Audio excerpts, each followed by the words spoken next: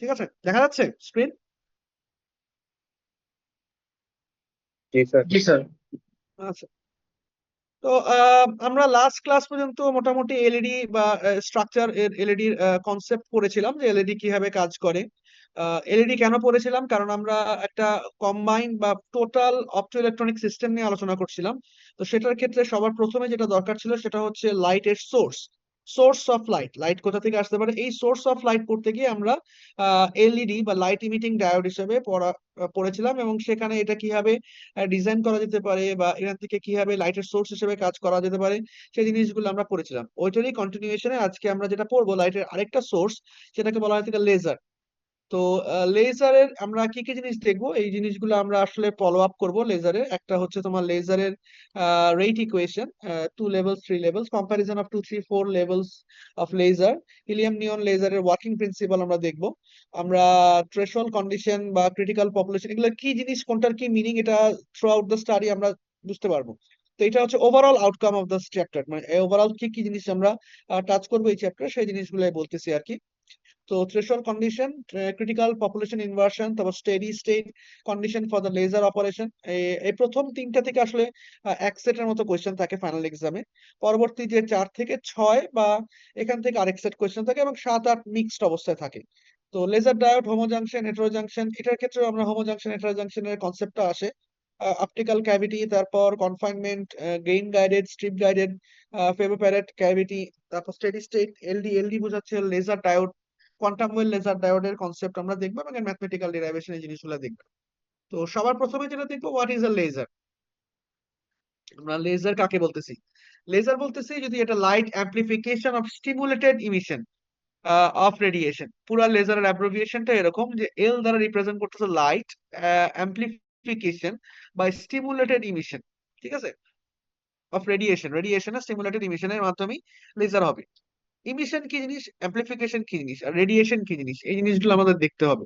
Light তো জানি আমরা কি, ইলেকট্রোম্যাগনেটিক একটা ওয়েভ, এটাকে অ্যাম্প্লিফাই হবে, তার মানে লেজারে অলওয়েজ অ্যাম্প্লিফিকেশন হবে, লেজারে কোনো গেইন থাকবে, লেজারে অ্যাম্প্লিফিকেশন মানেই তো গেইন থাকা। বা স্টিমুলেটেড ইমিশন, আমরা যদি নিচের ছবিটা দেখি, এখানে একটা পজিশনে আসতেছে ছবি এ তে, সেটাতে কি হচ্ছে, ছবি এ তে হচ্ছে তোমার যেটা, সেটা হচ্ছে যেমন যে আমরা চিন্তা করি ছবি এ, এই এই পিকচারটাতে বাইরে থেকে যদি কোনো ফোটন আসে, সে ফোটনটা এই ই1 এবং ই2 যদি দুইটা লেভেল থাকে, তাহলে এই ই1 এর ইলেকট্রনটা এই ফোটনটাকে অ্যাবজর্ব করবে, অ্যাবজর্ব করে সে কি করবে, আপার লেভেলে চলে যাবে, যেটা হচ্ছে এই ঘটনাটা করতেছে। তো এই কি অ্যাবজর্ব করবে সেটা ডিপেন্ড করতেছে ফোটনের ঘনত্ব কত। একটা ফোটন যদি আসে, যার এনার্জি আমরা জানি এইচ মিউ, এবং এটার এনার্জি যদি ই1 এবং ই2 এর গ্যাপের কাছাকাছি সেম হয়, তাহলে ফোটনের এনার্জি এখানকার ইলেকট্রন অ্যাবজর্ব করে সেটা উপরে নিয়ে যাবে, যাকে আমরা বলতেছি ইনডিউসড অ্যাবজর্পশন। এটাকে বলা হয়ে থাকে ইনডিউসড অ্যাবজর্পশন। ওকে। সো কি হচ্ছে, একটা ফোটন এটা কোথায় কাজ করে থাকে, সোলার সেলের ক্ষেত্রে। সোলার সেলে যদি একটা ফোটন আসে, সেই ফোটনটা যদি অ্যাবজর্ব করে সে কি করবে, আপার লেভেলে ইলেকট্রন পাঠায় দিবে। ওকে। আচ্ছা, এই যে ইলেকট্রন এখানে আসলো, এই ইলেকট্রনটা সে কি করবে, সে সবসময় কেন থাকবে, থাকবে না। সে এখান থেকে যখন থাকবে এবং এখানে এক্সাইটেড অবস্থায় আছে, এটা কি একটা পর্যায়ে যখন সে টেম্পারেচার কমে যাবে বা এক্সাইটেড অবস্থা থেকে সরে যাবে, তখন সে কি করবে, আস্তে করে ডিকে করে এই জায়গায় চলে আসবে, যেটাকে আমরা বলছি স্পন্টেনিয়াস ইমিশন। মানে এই ইমিশনের ক্ষেত্রে কোনো প্রকার এক্সটার্নাল রেডিয়েশনের দরকার পড়ছে না। যেমন এটার ক্ষেত্রে এক্সটার্নাল রেডিয়েশন দরকার হচ্ছে, যেমন একটা ফোটন আসতেছে, এই ফোটনটা সে এনার্জি গ্রহণ করতেছে, গ্রহণ করার পর সে অ্যাবজর্ব করে পড়ে যাচ্ছে। তো এটার ক্ষেত্রে ন্যাচারাল প্রসেসে সে কি করতেছে, আপার লেভেলে হায়ার পটেনশিয়াল ছিল, লোয়ার লেভেলে লোয়ার পটেনশিয়াল, সেখান থেকে ইলেকট্রন ডিকে করে এখানে আসবে। যেই সে ডিকে করে এখানে আসতেছে, মানে একটা ইএইচপি জেনারেট হচ্ছে, তাহলে ডেফিনেটলি এখানে একটা ফোটন জেনারেট হচ্ছে। এই ফোটনটা হলো এইচ মিউ, এটা স্পন্টেনিয়াস ইমিশনের মাধ্যমে ফোটন জেনারেট হচ্ছে। বুঝা গেছে? আচ্ছা। আরেকটা আছে কি, সেটা হচ্ছে তোমার আরেকটা ঘটনার ক্ষেত্রে কি হয়ে থাকে, আরেকটা ঘটনার ক্ষেত্রে আমরা যদি দেখি, তাহলে সেটা হচ্ছে যেমন ধরো, photon collide with the electron and drop them to the lower state. যে ফোটনটা এখানে জেনারেট হলো, এই ফোটনটা যখন সে পাস করে যেতে থাকবে, তখন সে আরেকটা ইলেকট্রনের সাথে কি এক্সাইটেড করবে। আরেকটা ইলেকট্রনকে যদি এখানে যদি আপার লেভেলে ইলেকট্রন থাকে, সেই ইলেকট্রনটা কি করবে, এখান থেকে নিচে নামবে, কারণ এই ইলেকট্রনটা এটাকে কি হিট করতেছে। হিট করার ফলে কি এই ইলেকট্রন আপার লেভেল থেকে নিচে নামতেছে, যখন সে নিচে নামবে তখন সে দুইটা ফোটন জেনারেট করবে। একটা ফোটন কি, একটা ফোটন হচ্ছে এই ফোটনটা, এই ফোটনটাই সে এখান থেকে পাবে। আবার যখন সে এটাকে হিট করতেছে, তখন সে এই ফোটনটা একটা সিমিলটেনিয়াসলি আরেকটা ফোটন জেনারেট করবে, যে দুটা ফোটনের ফ্রিকোয়েন্সি, ফেজ সব সেম। তো এই ফোটনটা কিন্তু নর্মাল ওয়েতে জেনারেট হচ্ছে না, এটা সিমুলেটেড আর ইনডিউসড ফোটন বলতে পারি আমরা। কারণ এই ফোটনটা স্পন্টেনিয়াস ইমিশনের মাধ্যমে হয় নাই, এই ফোটনটা সিমুলেটেড ইমিশনের মাধ্যমে হচ্ছে। এটাই লেজার নিয়েছে। লেজার নিয়েছে কিরকম, যে আমি যদি ব্যাটারি কানেক্ট করি, ব্যাটারি যদি ফোটন থাকে, সেই ফোটনটা যদি এটাকে ধাক্কা দেয়, তাহলে সেখান থেকে যে দুইটা ফোটন জেনারেট করবে। এই দুইটা ফোটন সামনে যদি আরো থাকে, সেই দুইটা ফোটনকে আগার ধাক্কা দিবি, ধাক্কা দিয়ে এখান থেকে চারটা ফোটন জেনারেট হবে। ঠিক আছে, এমনি ভাবে চারটা আবার ধাক্কা দিয়ে কি আটটা ফোটন, চারটা থেকে আটটা ফোটন জেনারেট হবে। তার মানে কি, এটা স্পন্টেনিয়াস অ্যাম্প্লিফিকেশন হচ্ছে না? এটা কি বুঝা গেছে? এই কনসেপ্টটা কি বুঝা গেছে? কারণ এটাই base concept of laser, simulated emission and amplification, optical amplification. জি বুঝা গেছে? স্যার। জি sir. So this is the base concept of laser, যে লাইট অ্যাম্প্লিফিকেশন কেমনে অ্যাম্প্লিফিকেশন হচ্ছে, সিমুলেটেড ইমিশনের মাধ্যমে। Light amplification of simulated emission of radiation, এখানে যা হচ্ছে রেডিয়েটেড হচ্ছে। তাহলে this is the base of laser, যে সিমুলেটেড ইমিশনের মাধ্যমে লেজার জেনারেট হবে, স্পন্টেনিয়াস ইমিশনের মাধ্যমে না। ওকে, সো এই কনসেপ্টের উপর বেস করে আমরা যদি দেখি, তাহলে একটা টু লেভেল লেজার যদি আমরা চিন্তা করি, টু লেভেল লেজার মানে কি, এখানে একটা লেভেল আছে, এখানে একটা লেভেল আছে। এই টু লেভেল লেজারটাকে আমরা এইভাবে ভাগ করতে পারি। কি হতে পারে, এখানে কয়টা ঘটনা করতে পারে? একটা হচ্ছে লেভেল টু থেকে একটা অ্যাবজর্ব হতে পারে। লেভেল কি হতে পারে, দুইটা, এখান থেকে লেভেল থেকে সে কি হতে পারে, এই হলো অ্যাবজর্বেন্স হতে পারে। আর দুই ধরনের ইমিশন হতে পারে, একটা কি স্পন্টেনিয়াস ইমিশন হতে পারে, আর একটা কি সিমুলেটেড ইমিশন হতে পারে। ঠিক আছে, একটা স্পন্টেনিয়াস ইমিশন হতে পারে, একটা সিমুলেটেড ইমিশন হতে পারে। তাহলে একটা ফোটন যদি থাকে, তাহলে তার ক্ষেত্রে দু লেভেলের ক্ষেত্রে তিনটা ঘটনা ঘটতে পারে। একটা হতে পারে অ্যাবজর্বেন্স, আর একটা হতে পারে দুই ধরনের ইমিশন, একটা হচ্ছে স্পন্টেনিয়াস ইমিশন, আর একটা হলো সিমুলেটেড ইমিশন।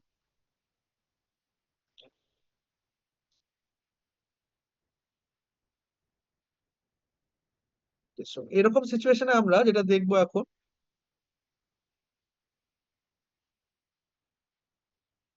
আমরা এখন টু লেভেল লেজারের জিনিস কনসেপ্টটা দেখবো যে কিভাবে কাজ করে থাকে। So, এই কনসেপ্ট, ছবি দেখা যাচ্ছে আমার, নতুন ইয়ার স্লাইড দেখা যাচ্ছে? জি স্যার, দেখা যাচ্ছে। আচ্ছা। So, এইখানে দেখো আসলে কি হচ্ছে, দিস ইজ দ্য স্লাইড। তাহলে কি হচ্ছে দেখো, একটা অ্যাবজর্বেন্স হচ্ছে। তাহলে কি হচ্ছে, অ্যাবজর্বেন্স কত থেকে হচ্ছে, এটা যদি লেভেল E2 থাকে, এটা যদি লেভেল E1 থাকে, তাহলে E2 তে লেভেলে যদি তোমার লোয়ার লেভেল হিসেবে চিন্তা করি, এবং এখানে যদি কনসেন্ট্রেশন আমরা N1 বলি, আর আপার লেভেলের কনসেন্ট্রেশন যদি N2 বলি, তাহলে একটা হচ্ছে অ্যাবজর্বেন্স। অ্যাবজর্বেন্স কোথা থেকে আসছে, এই দিক থেকে যদি ফোটন আসে, সেই ফোটনটা অ্যাবজর্ব করছে, এবং এই ফোটন কতটুকু অ্যাবজর্ব করবে সেটা ডিপেন্ড করছে ফোটনের স্পেকট্রাল ডেন্সিটি কত। স্পেকট্রাল ডেন্সিটি, যদি ফোটন অনেক বেশি ঘন থাকে তাহলে অনেক বেশি অ্যাবজর্ব হবে, ফোটনের ডেন্সিটি যদি ছোট থাকে তাহলে সেটা ছোট পরিমাণ অ্যাবজর্ব করেছে। তার মানে বোঝা যাচ্ছে যে এটাকে আমরা বলতে পারি absorbance is directly proportional two photon photon spectral density. তার মানে অ্যাবজর্বেন্স কে যদি আমরা এ দ্বারা রিপ্রেজেন্ট করি, তাহলে absorbance A is directly proportional to rho mu. রোটা কি, ওটা হচ্ছে তোমার spectral density of the photon. মিউটা কি, মিউটা হলো কি এইচ। এইচ মিউ হচ্ছে এই ফ্রিকোয়েন্সিতে ফোটন ঘুরতেছে। তাহলে সেখান থেকে একটা কনস্ট্যান্ট আনতে পারি, B12। কেন বলতেছি, কারণ এটা যদি 1 হয়, এটা যদি 2 হয়, তাহলে 1 থেকে 2 পরিমাণ কনস্ট্যান্ট থাকছে। এই কনস্ট্যান্টটাকে বলা হয় থেকে আইনস্টাইনস কনস্ট্যান্ট। আমরা আমাদের উদ্দেশ্য হচ্ছে এটাই, আইনস্টাইন কনস্ট্যান্টটা বের করা। ঠিক আছে, first part of the work, আমাদের আজকে যেটা কাজ হচ্ছে সেটা হচ্ছে এই টু লেভেল এনার্জি ডায়াগ্রাম থেকে আইনস্টাইন কনস্ট্যান্ট গুলো বের করা। তাহলে এটা হচ্ছে অ্যাবজর্বেন্স এর জন্য আমরা বের করলাম। আচ্ছা, দুই ধরনের ইমিশন হবে আমরা বলেছি, একটা সিমুলেটেড ইমিশন, একটা হলো স্পন্টেনিয়াস ইমিশন। সিমুলেটেড ইমিশন কি হচ্ছে, সিমুলেটেড ইমিশন স্পন্টেনিয়াস ইমিশন কি হচ্ছে, স্পন্টেনিয়াস মানে লাগে নর্মাল ওয়েতে ইমিশন যেটা হচ্ছে। এই জন্য স্পন্টেনিয়াস ইমিশনটাকে আমরা বলতে পারি 8 to 1। কেন 2-1 বলতো, কারণ ইমিশন হচ্ছে দুই লেভেল থেকে ওয়ান লেভেলে, ওই জন্য 2-1। আবার সিমুলেটেড ইমিশনও কি 2 থেকে 1 হচ্ছে। এর সাথে স্পেকট্রাল ডেন্সিটি থাকতেছে কেন, কারণ এখান থেকে যে ফোটনটা জেনারেট হয়, সেই ফোটনটাই তো সিমুলেটেড ইমিশন করবে। তার মানে এটা ফোটনের ঘনত্বের উপর ডিপেন্ডেন্ট, এই জন্য এখানে রো মিউ দ্বারা গুণ করা আছে, এবং এটা কি ডাইরেক্টলি প্রপোর্শনাল। সো B21 এবং B12 এই দুইটা হলো Einstein coefficient with as well as A21। A21 হচ্ছে আইনস্টাইনস কোফিশিয়েন্ট। তাহলে A21, B21 এবং B12। 1-2 বলতে কি বোঝাচ্ছে, লেভেল 1 থেকে লেভেল 2। B21 বলতে বোঝাচ্ছে লেভেল 2 থেকে লেভেল 1। A21 হচ্ছে লেভেল 2 থেকে লেভেল 2 1। এই দুটো স্পন্টেনিয়াস ইমিশন হচ্ছে। ওকে, তাহলে আমরা যদি ছবিটা একটু আরেকটু ডান দিকে দেখি তাহলে কি আসতেছে দেখো। এখানে তাহলে একটা হচ্ছে অ্যাবজর্বেন্স, এখানে অ্যাবজর্বেন্স হচ্ছে যে এখান থেকে level 2 an atom is lower level absorbs a photon and jumps to the upper level. Simulated emission, an atom in upper level is stimulated by a photon and emits a second photon identical to it. আর spontaneous emission হচ্ছে an atom in upper level decays spontaneously and emits a photon in random direction. Random ডাইরেকশনে সে emit করতে পারে। তাহলে এখানে যদি আমরা চিন্তা করি আপার লেভেলে, তাহলে এটাকে আমরা বলতে পারি, এটা আমরা পরে আসতেছি রেট ইকুয়েশন, আমরা প্রথমে নর্মাল প্রসেসটা দেখে আসি। এটুকু বোঝা গেছে দুইটা প্রসেস, ট্রানজাকশন প্রসেস এবং টু লেভেল লেজার ডায়াগ্রাম। আচ্ছা, এখানে ফোটনটা কি, ফোটনটা হচ্ছে এনার্জি, যেখানে যেটা বলা হচ্ছে দেখো, জিপিটি থেকে এটা করা কিন্তু মানে বেসিক কনসেপ্ট সেম আছে। রো ফাংশন অফ মিউ বলতে হচ্ছে energy per unit volume per unit frequency interval একটা ফ্রিকোয়েন্সি অফ মিউ, যেটাকে আমরা বলতেছি radiation energy density. Radiation energy density বলা যেতে পারে এটাকে, ঠিক আছে? রেডিয়েশন এনার্জি ডেনসিটি বলা হতে পারে। আর এটা কার উপর ডিপেন্ডেন্ট? এটা ডিপেন্ডেন্ট হচ্ছে planks radiation constant, black body radiation. Black body রেডিয়েশনের নাম শুনছো? ব্ল্যাক বডি রেডিয়েশন মানে কি? আসো নাকি নাই? ব্ল্যাক বডি রেডিয়েশন কাকে বলে? টেম্পারেচার টি, মানে কোনো একটা ব্ল্যাক বডির মধ্যে যদি একটা বস্তু রেখে দিই তাহলে সেটা যে পরিমাণ রেডিয়েট করবে সেটা থেকে ব্ল্যাক প্ল্যাঙ্কস রেডিয়েশন ল বলা হয়ে থাকে। This is an equation of black body radiation. Okay, so আমরা এখন যেটা করব সেটা হলো ইকুয়েশন দেখবো যে টু লেভেল লেজারের ক্ষেত্রে কিরকম আসে। লোয়ার লেভেলে যদি E1 হয়ে থাকে, আপার লেভেল যদি E2 হয়ে থাকে, তাহলে আমরা বলতে পারি E2 minus E1 equals to H mu. তিনটা প্রসেস হয়ে থাকবে, অ্যাবজর্পশন, সিমুলেটেড ইমিশন আর স্পন্টেনিয়াস ইমিশন। এই তিনটা প্রসেস হয়ে থাকে এবং এই তিনটা প্রসেসের কনসেপ্টে আমরা কাজ করি। নেক্সট যে জিনিসটা দেখবো স্যার, ট্রানজাকশন রেটটা কি। আপার লেভেলের ক্ষেত্রে আমরা যদি চিন্তা করি তাহলে আর এবিএস বলতে বোঝাচ্ছে হলো absorption, B12 rho mu N1। N1টা কি? N1 হলো কনসেন্ট্রেশন অফ ইলেকট্রন, কতগুলো ইলেকট্রন আছে এখানে। আইনস্টাইন কোফিসিয়েন্ট হচ্ছে B12, আমাদের উদ্দেশ্য হচ্ছে B12 বের করা।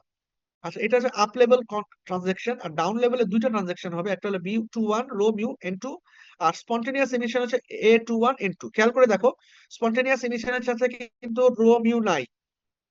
রো মিউ যদি না থাকে, রো ফাংশন অফ মিউ যদি না থাকে, তার মানে বোঝা যাচ্ছে যে এটা ফোটনের উপর বা ফোটনের কনসেন্ট্রেশনের উপর ডিপেন্ডেন্ট না, এটা স্পন্টেনিয়াসলি ইমিটেট করতেছে। তাহলে রেট ইকুয়েশন যদি আমরা যেটা বলতেছিলাম যে রেট ইকুয়েশন কাকে বলা হয়ে থাকে, রেট ইকুয়েশন হচ্ছে অনেকটা এরকম। আমরা যদি ছবিতে যাই, যে রেট ইকুয়েশন এর কনসেপ্টটা যদি এভাবে দেখি আমরা, this is the rate equation. দেখা যাচ্ছে ছবি?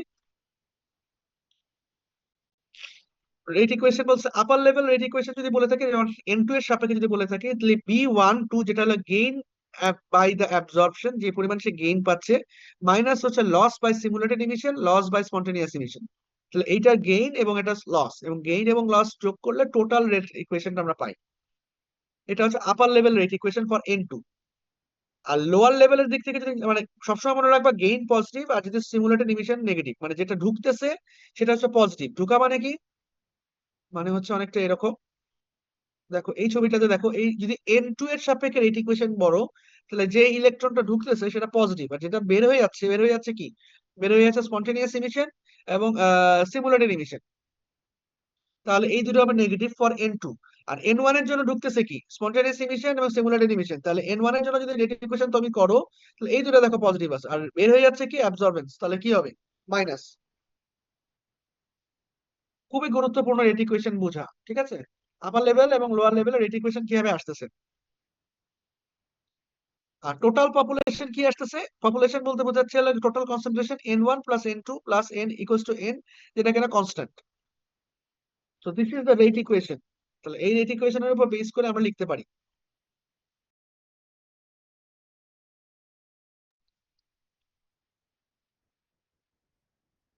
ঠিক আছে? সো এটা হচ্ছে N2 এর জন্য রেট,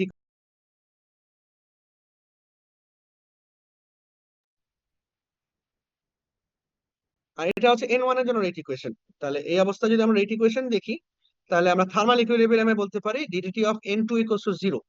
মানে থার্মাল অবস্থা যদি আমরা চিন্তা করি, তাহলে রেডিয়েট ইকুয়েশনে আমরা বলতে পারি ইকুয়ালস টু 0। কারণ হচ্ছে কোনো পপুলেশন ইনভার্সন আপার লেভেল এবং লোয়ার লেভেলের ক্ষেত্রে আর কোনো চেঞ্জ আসবে না। যদি 0 হয় তাহলে আমরা বলতে পারি যে পরিমাণ অ্যাবজর্বেন্স করছে সেই পরিমাণ সিমুলেটেড ইমিশন করতেছে। এবং এখান থেকে আমরা ক্যালকুলেশন করে যেটা বের করতে পারি সেটা হচ্ছে n1/n2। n1 আর n2টা কি? n1 আর n2 হলো পপুলেশন কনসেন্ট্রেশন। কনসেন্ট্রেশন স্যার কতটুকু? জিরো হইলে কি হয় এটা যদি আবার বলতেন। হ্যাঁ, এই জায়গাটা কেন জিরো হচ্ছে? স্যার আমরা এইখানে কি করতেছি, আপার লেভেল কনসেন্ট্রেশন থেকে আমরা এটা বের করেছি যে দিস ওয়ান ইজ অ্যাবজর্বেন্স আর দিস টু আর দা স্পন্টেনিয়াস ইমিশন। এখন যখন এটা থার্মাল ইকুইলিব্রিয়াম পজিশনে থাকবে তখন আমাদের del of DDT of n2 equals to 0। তার মানে change in concentration of n2, কনসেন্ট্রেশনের যে n2 আছে, n2টা কি? n2টা হচ্ছে তোমার, যদি ছবিতে যাই আমরা, এই ছবিতে n2টা হচ্ছে এই আপার লেভেলে কতগুলো ইলেকট্রন আছে। এখন একবার যদি রেট ইকুয়েশন বের করে ফেলো, আপার লেভেলের ইলেকট্রনের চেঞ্জ ইন স্টেবল অবস্থায় এইটার সমান, কোনো চেঞ্জ ইকুয়ালস টু 0, মানে কোনো চেঞ্জ হবে না এখানে। এটা অনেকটা আমরা এইভাবে ব্যাখ্যা করতে পারি। যদি আমরা একটু ব্যাখ্যা করি, it's like this way. At steady state, the number of atom entering level 2 equals to the number of atom একটা হচ্ছে number of atom entering level 2 equals to the number of atom leaving the level 2। তার মানে সাম্যাবস্থায় দুটার concentration is, ঘনত্ব হলো কি 0, মানে no change with the change of the time.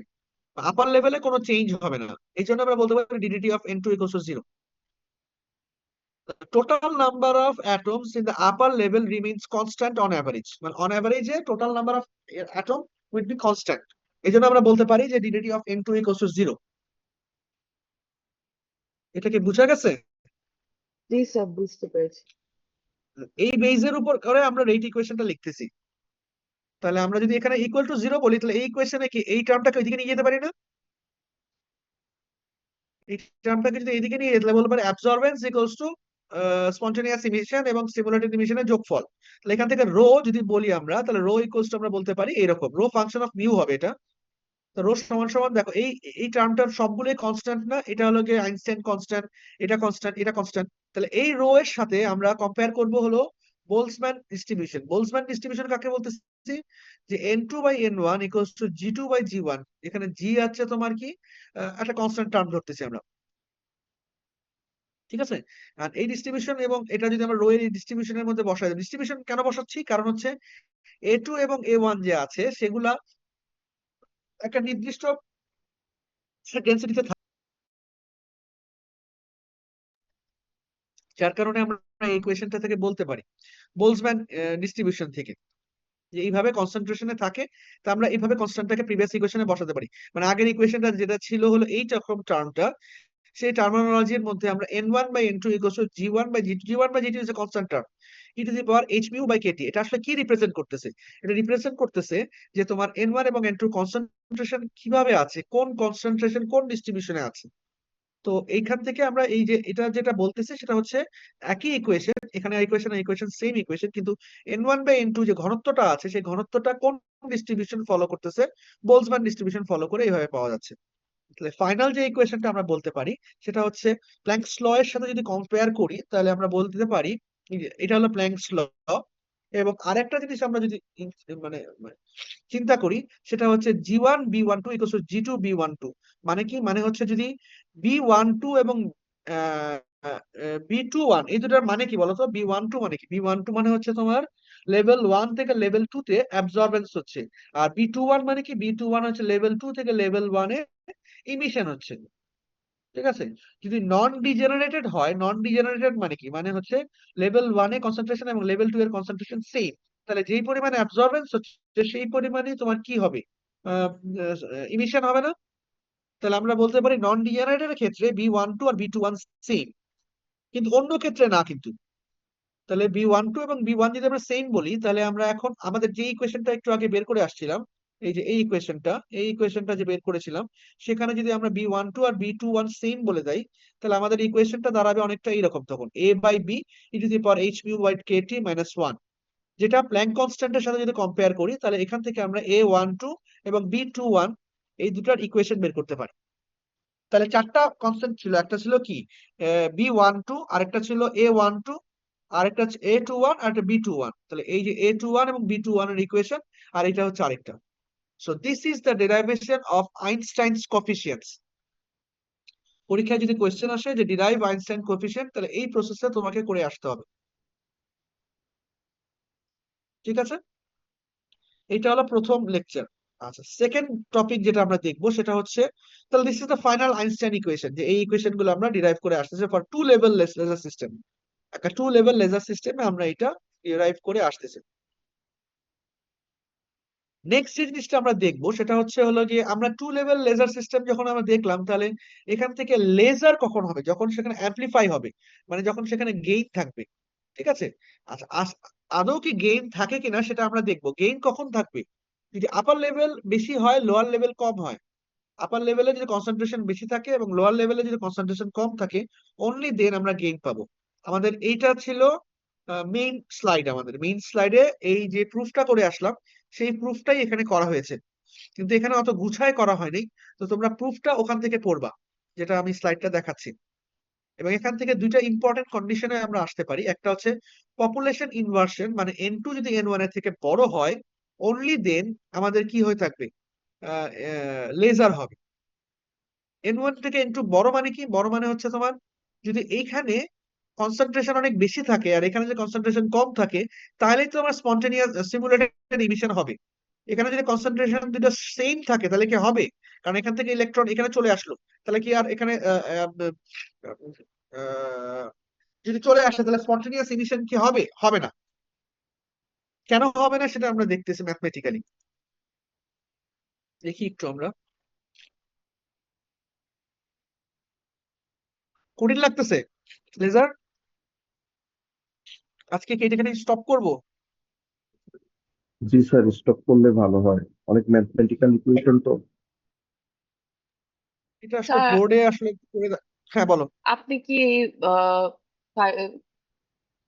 স্লাইডটা আজকে আপলোড দিবেন? স্লাইডটা আপলোড দিয়ে দিব আজকে।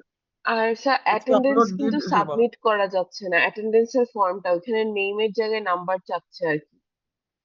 আচ্ছা, 1 মিনিট দাঁড়াও, আমি ঠিক করে দিচ্ছি। তাহলে আজকে এইটুকুই থাক, অ্যাটেন্ডেন্সটা দিয়ে নাও। আমরা নেক্সট ক্লাসে আজকে স্লাইডটা আপ করে দিব, স্লাইডটা দেখবা, দেখার উপর বেসিস করে আমরা নেক্সট ক্লাসে আবার দেখবো অ্যাটেন্ডেন্সে কি সমস্যা হয়েছে।